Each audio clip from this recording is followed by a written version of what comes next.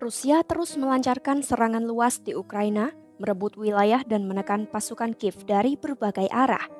Namun di balik kemajuan di medan perang, Rusia menghadapi tekanan ekonomi yang semakin berat. Anggaran militer mulai membengkak, inflasi meningkat, dan pendapatan negara menurun. Dengan demikian, apakah Rusia bisa bertahan dalam perang jangka panjang ini? Simak selengkapnya dalam video berikut.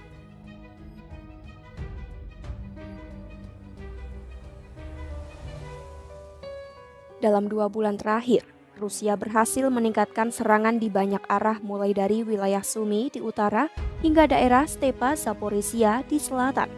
Saat ini Rusia telah menguasai lebih dari 2/3 wilayah Donetsk, salah satu area pertempuran paling penting.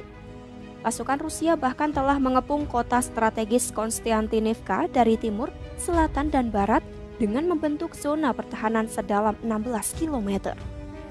Pada Juni 2025, Rusia mencapai pencapaian wilayah terbesarnya tahun ini. Menurut Deep State, Rusia merebut lebih dari 214 mil persegi wilayah Ukraina, naik dari 173 mil persegi di bulan Mei 2025. Meski begitu, wilayah itu masih sangat kecil dibandingkan seluruh wilayah Ukraina. Jika laju ini terus berlangsung, Rusia akan membutuhkan waktu bertahun-tahun untuk sepenuhnya menguasai 4 wilayah Ukraina yang diklaimnya sejak 2022. Namun tujuan Rusia tidak hanya merebut wilayah. Para analis menilai Rusia juga berusaha menghancurkan kekuatan militer Ukraina secara perlahan sambil terus memperkuat pasukannya sendiri. Tantangan terbesar bagi Rusia justru ada di dalam negeri karena ekonominya kesulitan mengikuti kenaikan biaya perang.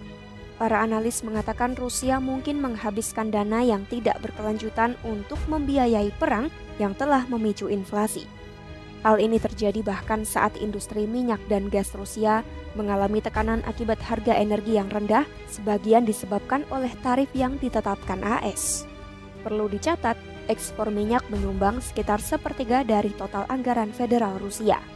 Pada akhir Juni 2025, Presiden Rusia Vladimir Putin mengatakan Rusia menghabiskan 6,3% dari produk domestik bruto atau setara 172,5 miliar dolar untuk militer.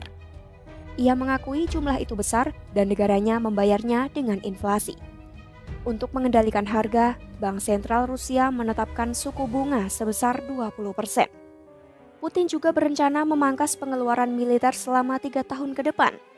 Jika Putin memenuhi janji itu dan Rusia benar-benar mengurangi pengeluaran militer, kemampuan mereka untuk melanjutkan perang dipastikan akan menurun. Media Rusia MMI juga menyebut kondisi anggaran negara saat ini sebagai bencana. Defisit anggaran Rusia telah mencapai 47 miliar dolar pada paruh pertama tahun ini, didorong oleh pengeluaran militer yang melambung tinggi. Sementara itu menurut Kementerian Keuangan Rusia, pendapatan minyak dan gas turun lebih dari 16% akibat rendahnya harga pasar.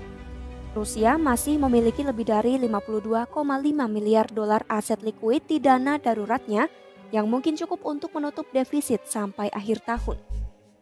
Namun menurut seorang analis energi dan ekonomi Rusia, Kirill Rodionov, Kremlin perlu meninjau kembali prioritas anggarannya secara serius mulai 2026.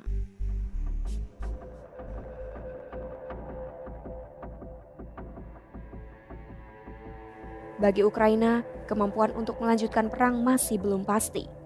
Sebab, AS mengirim sinyal yang bertentangan tentang niat dan kemampuannya untuk terus membekali pasukan Kiev. Presiden AS Donald Trump telah menyatakan negara-negara NATO akan membeli senjata dari AS untuk dikirimkan ke Ukraina. Kebijakannya seringkali berubah-ubah, seperti menghentikan bantuan militer, lalu setuju untuk menjual senjata kepada sekutu Eropa yang akan mengirimkannya ke Ukraina. Ini membuat warga Ukraina merasa berharap namun juga berhati-hati. Mereka tidak yakin apakah dukungan AS masih dapat diandalkan. Sejumlah pejabat NATO mengusulkan rencana di mana pemerintahan Trump menjual senjata kepada negara-negara sekutu yang kemudian memberikannya kepada Ukraina. Skema ini bisa memberikan keuntungan finansial bagi AS dan melindungi Trump dari tuduhan terlibat langsung dalam perang. Sementara itu, setelah merilis beberapa angka kematian resmi di awal perang, Rusia tidak lagi mempublikasikan data kerugian militernya. Namun, peneliti dan pengamat telah mengumpulkan data publik seperti obituari dan dokumen waris untuk mengidentifikasi korban. Hingga saat ini, lebih dari 115.000 kematian prajurit Rusia telah dikonfirmasi. Sebuah penelitian pada Juni 2025 menunjukkan hampir 1 juta tentara Rusia telah terbunuh atau terluka selama perang berlangsung. Menurut analis militer di kantor berita Meduza, Dmitry Kuznets, baik Ukraina maupun Rusia kehilangan antara 250 hingga 300 tentara setiap hari.